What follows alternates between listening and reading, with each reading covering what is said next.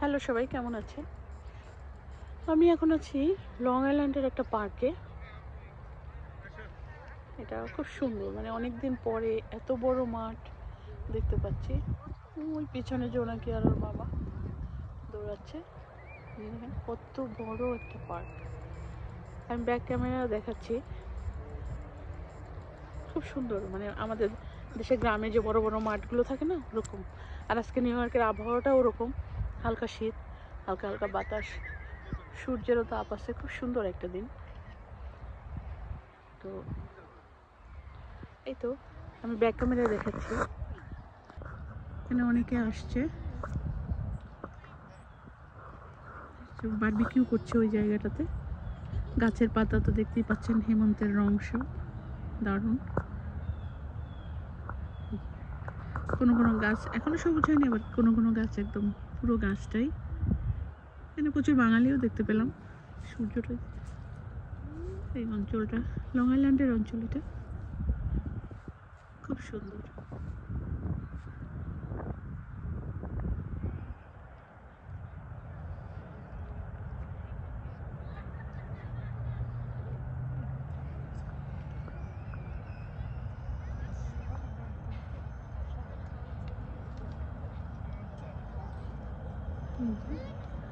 যে রিয়াজ ভাইরা আসছে, ওরা এখানে আছে।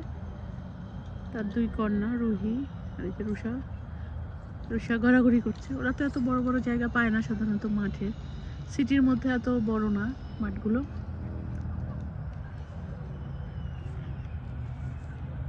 আর আমার মেয়েও এখানে চলে গেছে, দুষ্টামি করতেছে।